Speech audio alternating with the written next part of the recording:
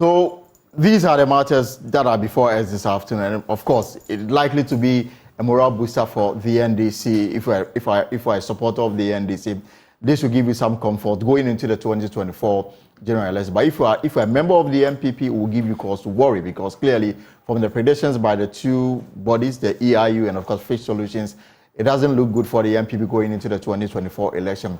But how much currency must we place on this?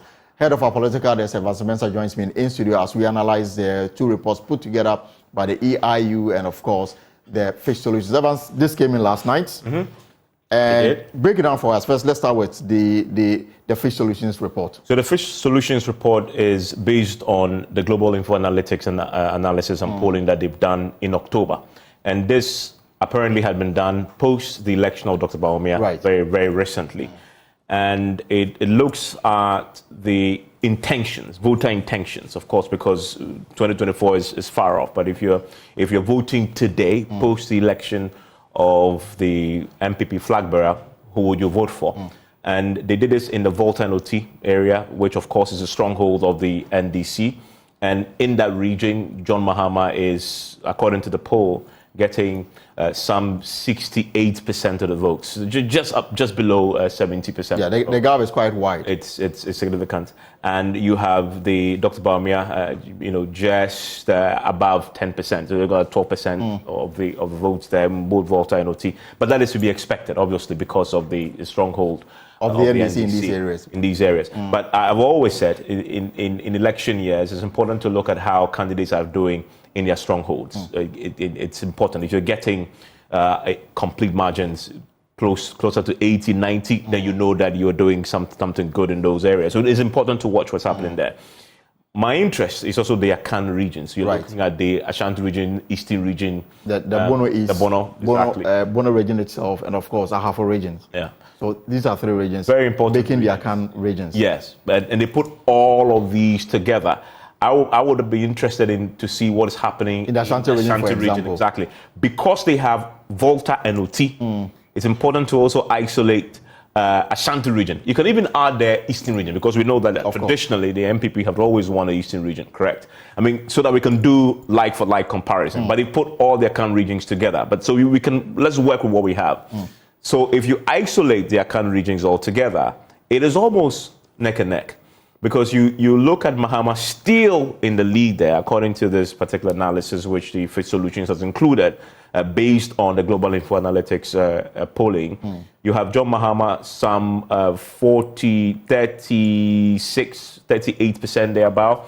And then you have the Bawumia 35, just right in the middle there. So it's very close. And it's very interesting looking at this from the background of the fact that the NPP always perform quite well in the Akan region. As they should. And yet this is almost neck to neck. And that's my point. I mean, where you've traditionally won, that's where you look at, if you look at how you're performing in elections, it tells you what's going to happen in the long run. If you are winning with significant margins in your strongholds, places that you're supposed to win, if you're winning with significant margins and you're leaving everybody else behind you with huge dominant margins, that shows that you are carrying the day. If you're not doing as well in your traditional strongholds and places you're supposed to win, that of course sends alarm bells ringing.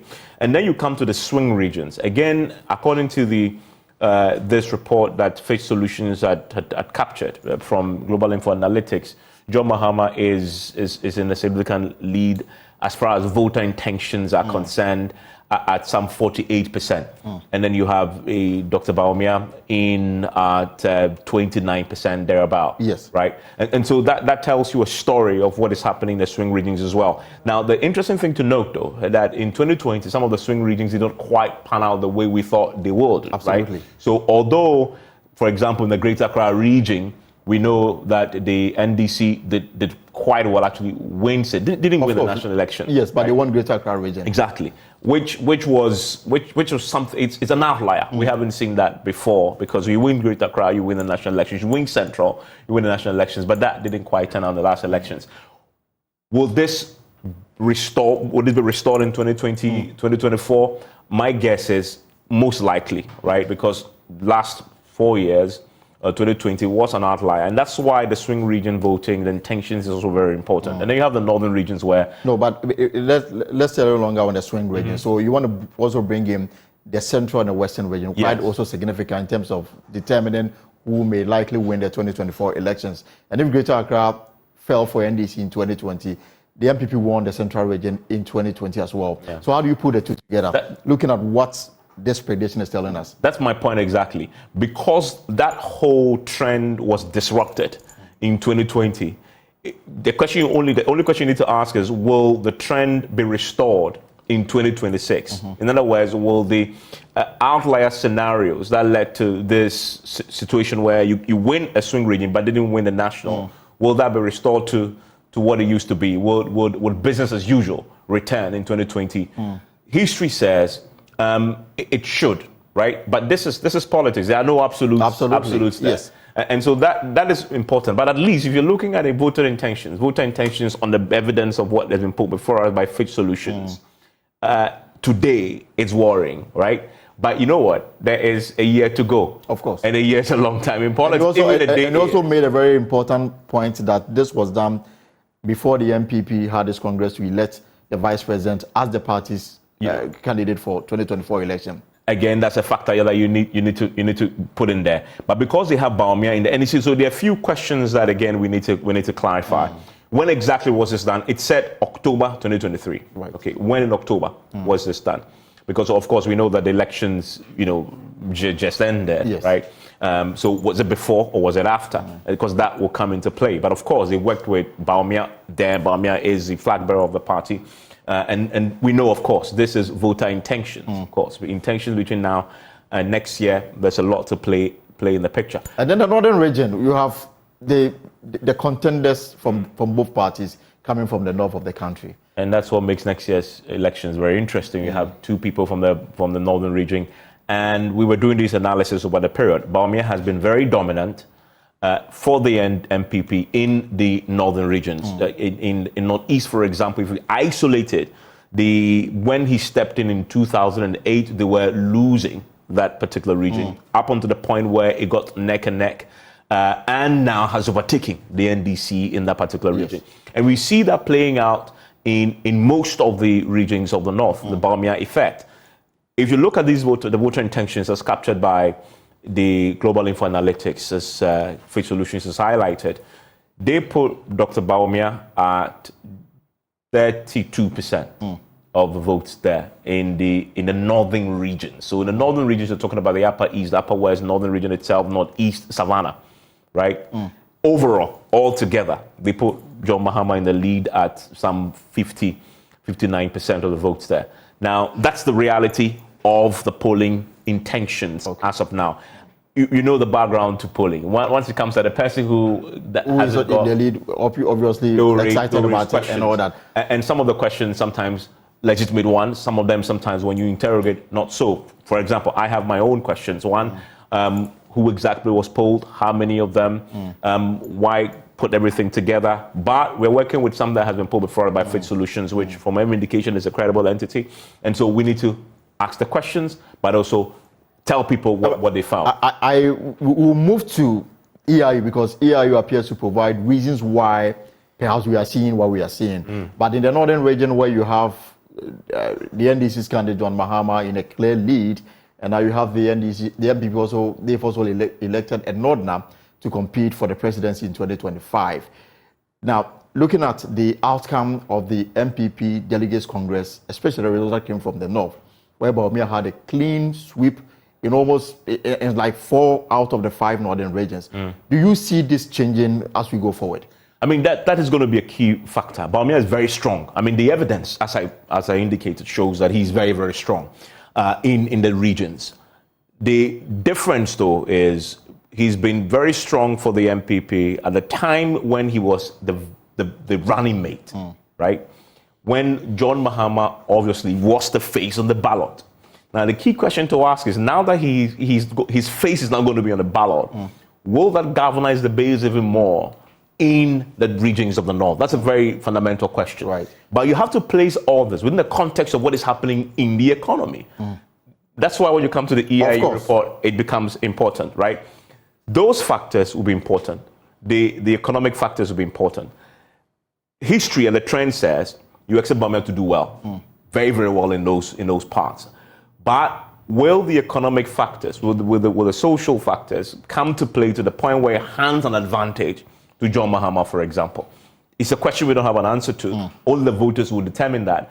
But EIU believes those two factors will be critical. So perhaps you can summarize the conclusion of the EIU in coming up with a decision that John Mahama is likely to win the 2020. So if we come to the EIU, and the EIU one is interesting because it places Ghana in the context of Africa and what is going to happen on the continent with elections generally.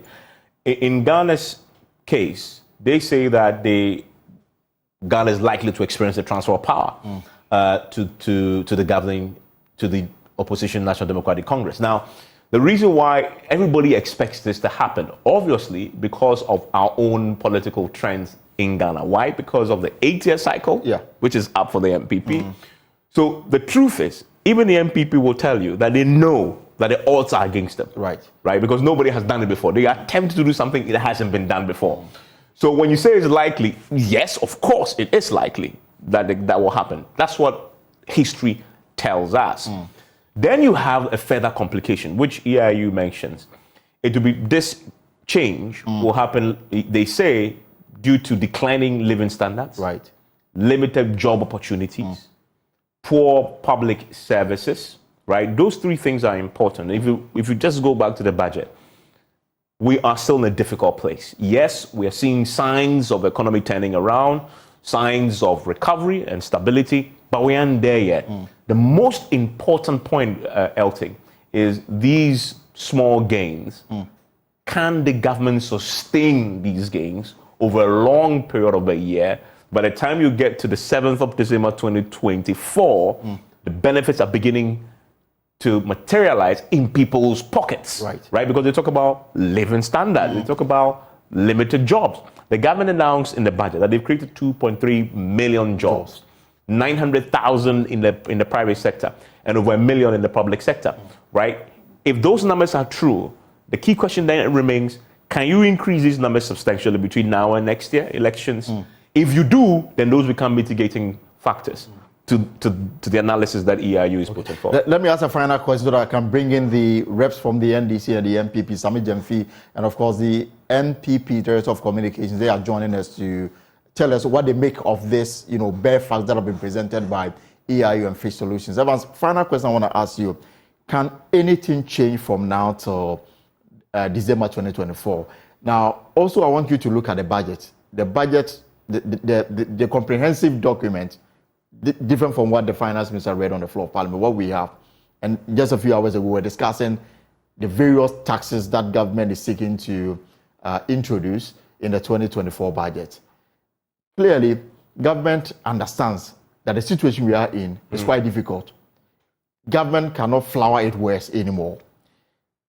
Based on what the budget is presenting in 2024 and government-owned projection that things may get better in 2024, do you see anything changing before the elections? A lot can change, but it all depends on how well this government handles the economy. But listen, there is absolutely no doubt that John Mahama has momentum on his side. And the numbers we're seeing from the Fitch Solutions report shows that dominantly. If you're an NDC, you look at these numbers, you know yourself that even before you see these numbers, it's expected that John Mahama will be in a commanding lead. Obviously, because of where we are historically, this economy is showing the economic crisis we're having is the worst in a generation. Even in years that we've not been this bad, right? In the second terms, incumbents lose elections, right? Then you throw in there an economic crisis worse in a generation. That tells you that the opposition leader is in a commanding lead, and which is what we are seeing this. And you see, the thing that happened in 2016 is very likely, right? Again, because of the under 4 years. No, they are tsunami years.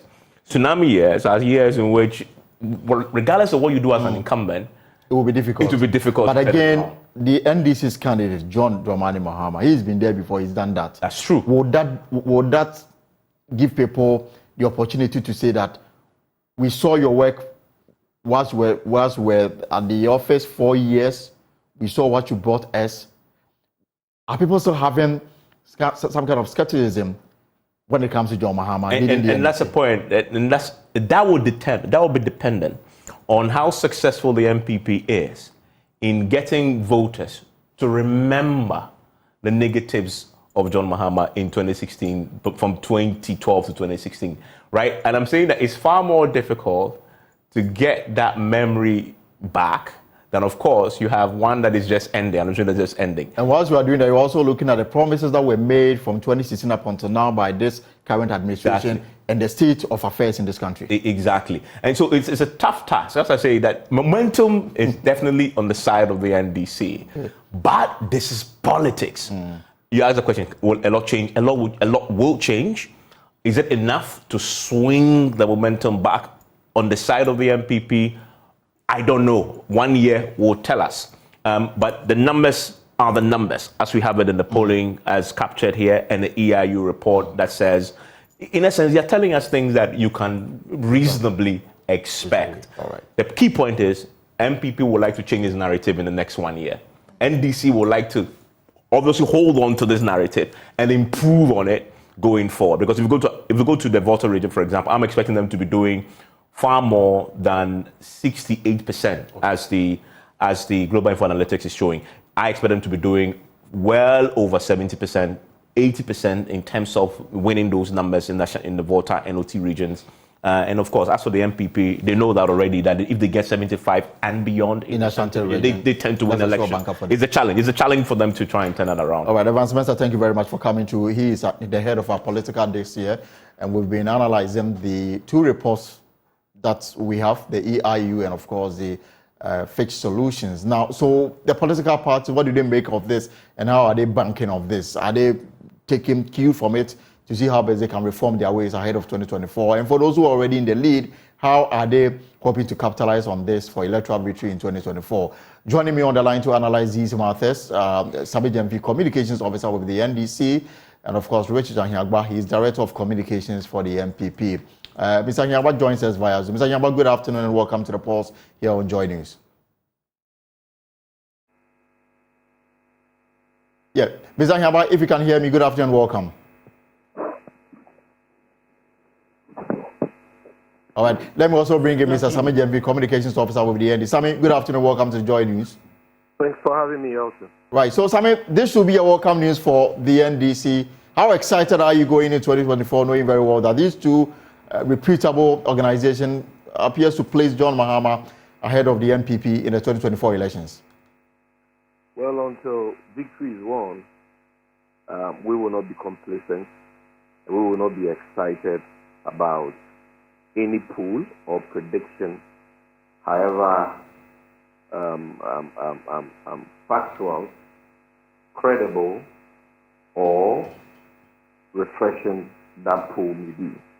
Clearly, the forecast by Fitch Solutions and the Economic Intelligence Unit is a refreshing and encouraging prediction. That is how we are taking it. The real job is on the ground. We still have about a year to the December 7, 2024 poll. And we are not going to allow this to get into our head and get complacent at all, because we know that winning 2024 is a Herculean task. And we need to do all it takes, leaving no stone unturned, to win, and not just win, but win resoundingly. And the reason why we have adopted this posture is because necessity is laid on us as a political party to rescue our beloved country, Ghana, from the clutches of the corrupt, nepotistic, inept, failed, nation-wrecking Akufo-Addo Bawumia NPP government. And we cannot afford to fail. We cannot afford to falter. We cannot afford to let down Ghanaians. We in the NDC, we, led by His Excellency the Nation Brother John Dramani Mahama, are the only hope the good people of this country have for a better future. Because they know our track record. They know that we have a leader who cares for the people. He the leader who is honest and humble, the leader who has a vision and a solution for the economic mess we currently find ourselves in. And so, Elton, we are encouraged by this report from the EIU and Quick Solutions. It's very refreshing. We thank them for that. But this only motivates us to work more, to work harder, to do more than we are doing, and to ensure that come December 7, 2024, majority, an overwhelming majority of the Ghanaian electorate will be in no doubt that John Dramani Mahama and the NDC are the best solutions. I mean, let me hold you there for a minute. Let me bring in your other colleague on the other side, Mr. Richard Ahiagba, the director of communications for the NPP, who's also joining us via phone. Mr. Ahiagba, good afternoon. Welcome to the Pulse here on Joy News. Good afternoon. So what is your initial reaction to the two reports by Fitch and, of course, the EIU predicting a win for the NDC in the 2024 elections? Well, thank you very much, and good afternoon to your listeners. I do look at research, first of all, appreciating the methods and the approach to data collection, the analysis, the general research methodology. I'm not privy to the process that led to this, but so in the absence of that detailed understanding of how the data was pulled, I think I would just say that it's an indication in time, and we're discussing that in a vacuum. The predictions, I guess, very early days, yet a lot of things will change by the time people go to the poll to make a decision. It's a very fluid situation, so this does not paint any concrete picture of what is to come, but it only is an indication that the polls are provided, and I don't think it reflects reality. And so I've seen polls come, and the outcome actually is not the same. I can give you a very, very clear example. In 2016, in the stage where you will expect that some of these polls are very scientific and time-tested, the outcome of the election was entirely different. So polls in relation to voter behavior is not a perfect science. If there's anything at all, it's a qualitative assessment of what will happen, which always, by far, do not happen in most cases. But in our particular case, in Ghana, you would look at a lot of things. You see, I think Evan talked about the 8-year cycle in our election. Right. If you take that as a basis for analysis, you'll realize that the NPP doesn't give you a predictable case. Because if you saw NPP in 2008, that election, NPP won the first round. So that is not a characteristic feature you want to say that to be used right there in off. Rather, if you're looking at history to predict the outcome of 2024, you'll rather look at that to say that it is likely, okay, the real data, the real poll itself, is likely that the NPP would win that election than not, on the basis of that history. And you saw NDC 8-year cycle in 2016 and 2000, right? The NDC actually struggled. It ended up both. If NDC wins after an 8-year term, it's always a second round before they are able to pull through or lose. So you have a situation, I think we can discount 2000, but if you look at what happened in 2008, it is clear evidence that the NPP is much stronger, even going into an 8-year, end of an 8-year going into a third term. It's still a resolute political party and not to be discounted. All right, Mr. Ahiagba, if I can just come in briefly and then to focus perhaps on the conclusion reached by the EIU, for example, that formed their basis to come to the conclusion that there could be a change of power. The NDC may likely win the 2024 election. According to them, this is largely driven by declining living standards, limited job opportunities, and poor public services. And they look at the current state of the economy and then they make these conclusions. Can anything significantly change from now to 2024? Do you think you still have a chance of, turning things around for the NPP? Certainly. The economy is not static. And if you bear witness, you see that the macroeconomic indicators are pointing in the right direction. For a period of time now, the inflation, which has been a major sticking point, has been consistently coming down. Recently from 38.1 to now 35.2. The projection is that it will continue to go down. The economy itself has turned a corner. Midterm, you realize the projection was revised. The end of year projection was revised from the initial estimate to about 1.5. This 2024 budget has reviewed that to about 2.8%, which indicates that the economy is expanding. And with that expansion comes jobs. With that expansion comes increased opportunity and improving economic conditions for people.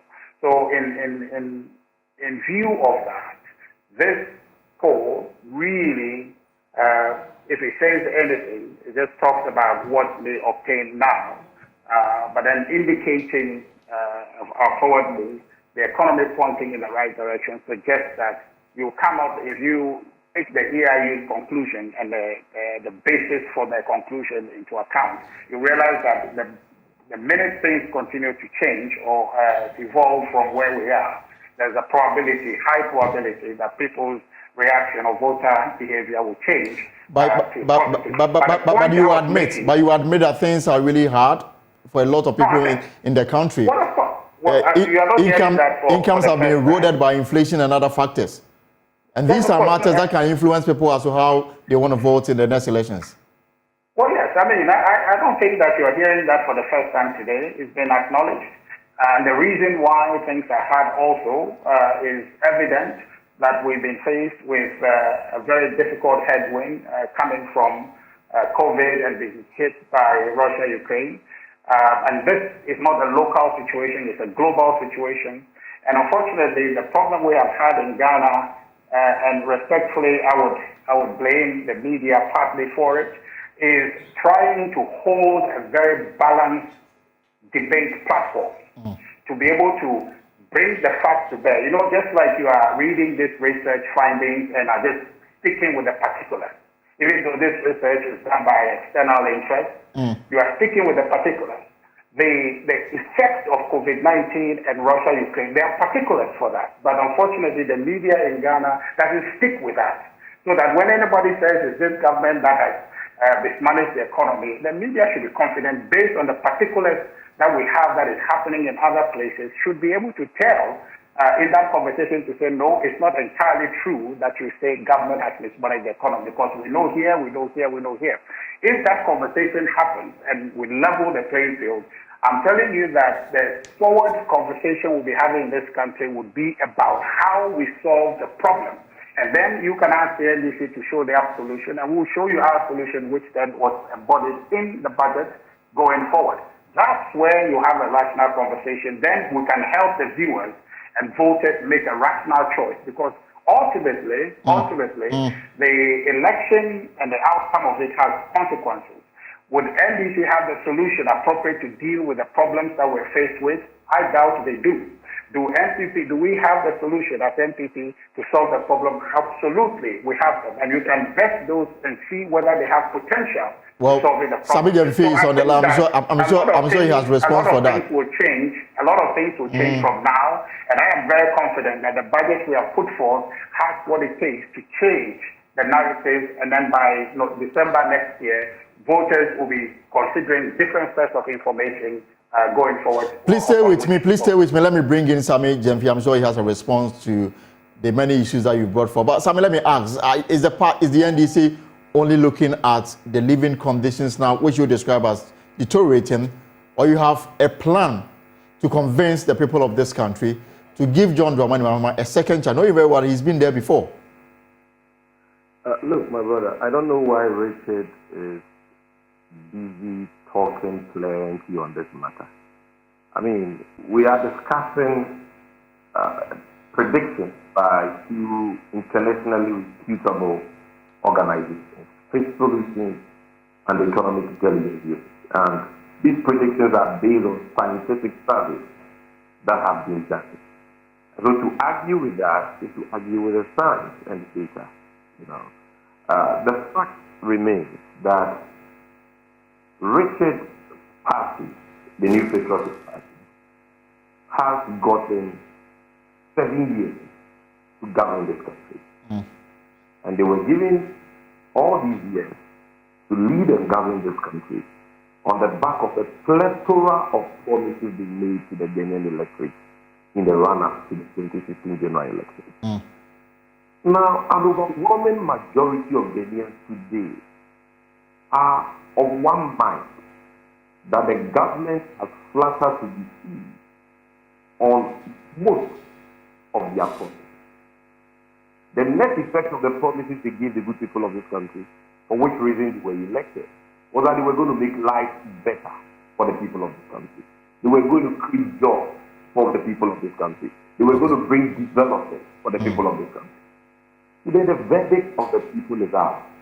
And that verdict is that they have been hopelessly abysmal and a monumental failure in the last 7 years that they've been at the helm of affairs of this country. Sammy, give me just 1 second. Sammy, give me just 1 second. Whilst we are doing it, we are also observing, or we are also keeping an eye on the flag bearer of the NDC, John Dramani Mahama, who is currently in the Bono and Bono East region campaigning. We can take a listen to him. He's currently addressing the crowd. We can listen to him and then come back to conclude our discussion this afternoon. Enti your factories no better cashew dey free cashew farmers no. Na yen so ne wo se ye de ye na ye noa na ye che ne ye ne de to package fefe mu ne so ye de akwa ama no ne na sika na e be free so no na asan ba ye krom ha. Enti no e wo ye yi mu dada. Licensure exams ye kan ho asem 2020.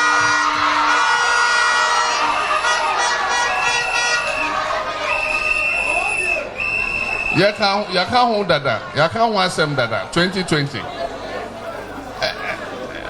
Ento asumu se.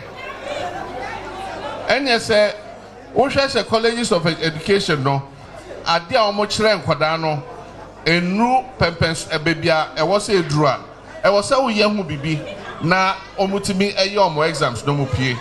Eye dan na nkwada ombeba training college 4 years. No mature exam. Afibia omochro exam. Afibia omochro exam. A drew 4th year no mature final exam. No more pass it. Ya pass it we are chezo mo ye teacher for no. No ask waka say omon san be chro exam bibium ansa na maji omo tumi say mo ye teacher for. Ezu enti e dey say e ba licensure exam no ye be ye free ho.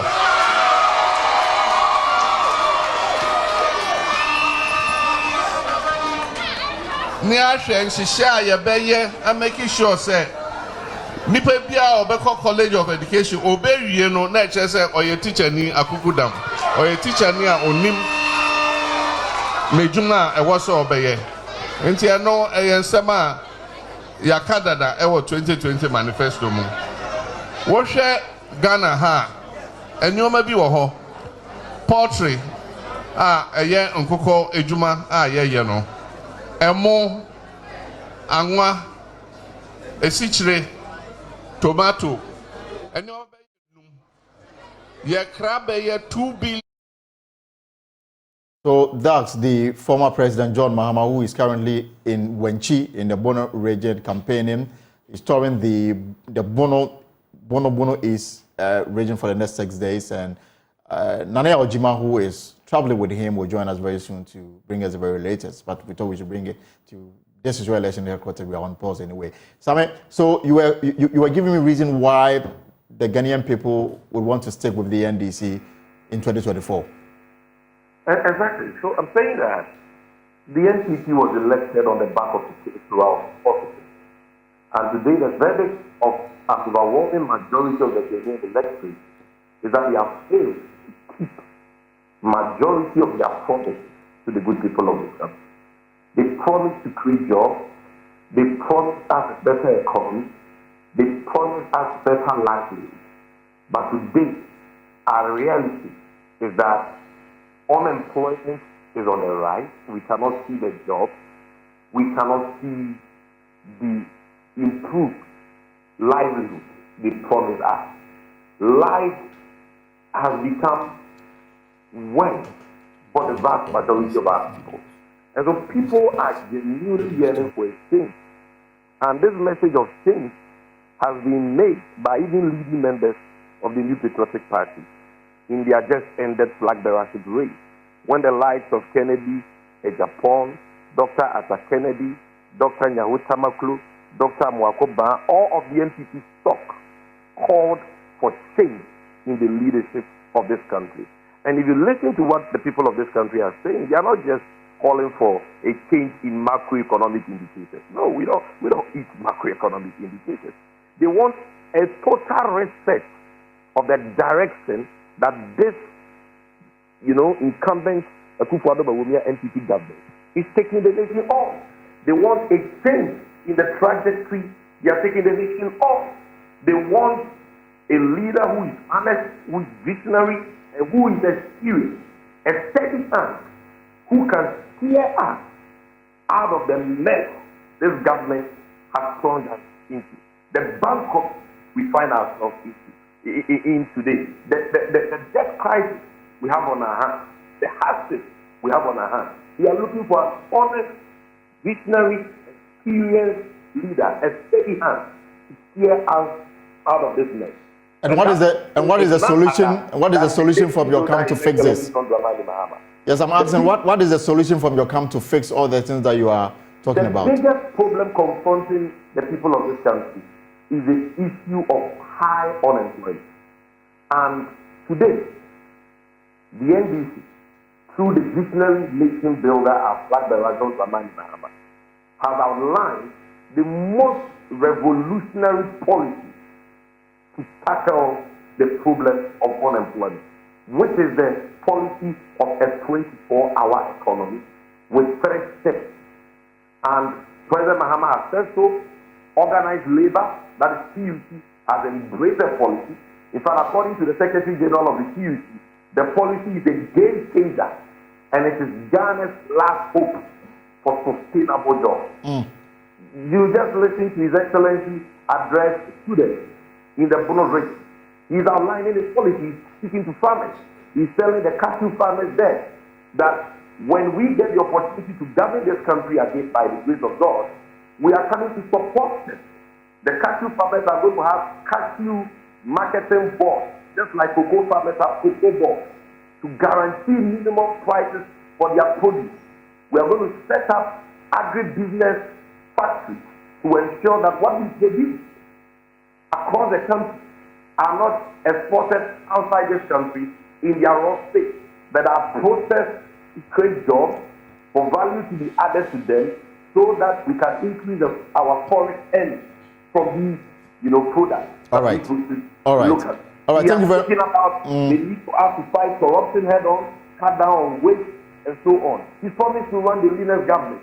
So he's outlined at least 30 concrete policies that he has for the good people of this country. Policies that can address the root of the problem that this wicked nation-wrecking Akufo-Addo Bawumia NPP government has plunged us. All right, thank you, Simon. I guess I can at this stage bring in Mr. Richard Ahiangba. So, Mr. Ahiangba, this report, according to the date on it, was compiled in October, before the NPP went to Congress to elect the Vice President, Dr. Bawumia, as the party's flag bearer going into the 2024 election.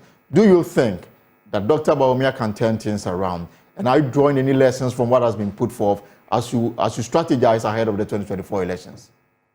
Well, thank you, my brother. If there is any media award that must be given, it should be given to you for the specific question you just asked, Sammy. That what is your plan to deal with it? This is the conversation we want to have, so that your listeners can see what the NDC offers and what the NPP offers. Clearly, I give you big thumbs up. Look, the NDC is simply a populist political party. They will say anything, they will do anything just for power. Our former president was just talking to young students who perhaps don't appreciate licensure or feel it's an obstacle. But in this country, we know professional organizations, regardless or outside of their tuition and what they have learned as part of their training, go through certification. You want to do that because you want ultimately that the quality, the professionalization of the group be kept. So if you hear a former president say, when I come, I'll remove certification, you ask your question fundamentally, is it seeking to move us forward or regress? And I tell you that it is supposed to regress that. Students must learn. And if they must become teachers who train the future brains of our country, then they must have some minimum threshold to go through. It is not to hurt them, but it is to improve the quality that we are seeking to build. So that tells you former President Mahama is not coming to do anything good, but to regress the gains he has made. Look, something in talking about this, saying that, oh, they will guarantee minimum price for cashew. In a market economy, my brother, you cannot guarantee a price. If you guarantee a price, you actually shortchange the people, because given demand and supply dynamics, price will go up. So if you guarantee at a certain price, tomorrow the price may go up. And if you just pay them the guaranteed price, you will shortchange people. The reason the market economy flourished is because, my brother, it engendered competition. And that competition creates wealth. That is a backward idea the NDC is proposing. Rather, let's have an economy that is forward-looking.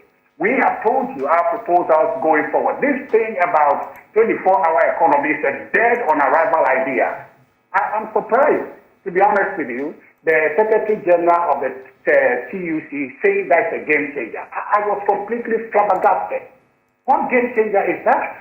Look, the 24-hour economy is not something former President Mahama just coughed at.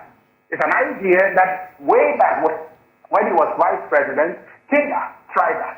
And when they were going to try it, they set up in 2009 a national 24-hour steering committee to look at the prospect for that. And you know what you need for a 24-hour economy?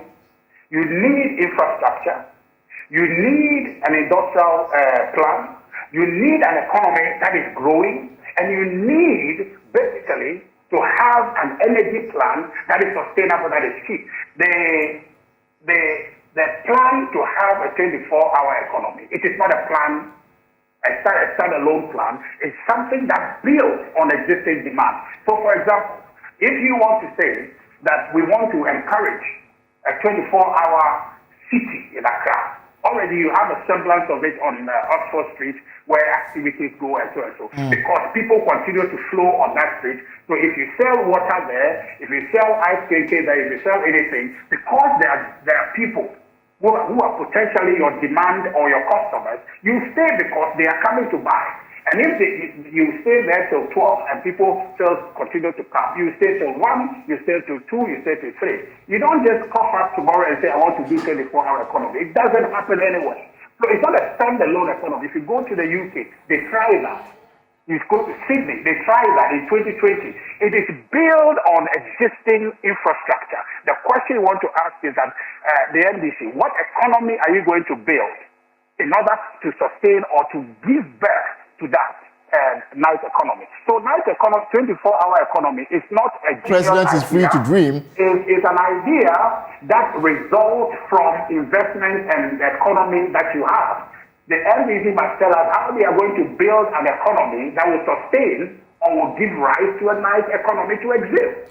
Mr. Anyagba, I asked earlier. So the NDC doesn't have any idea to help us build from this difficulty that the global economy is. They are just talking, they are just making populist promises that will not materialize.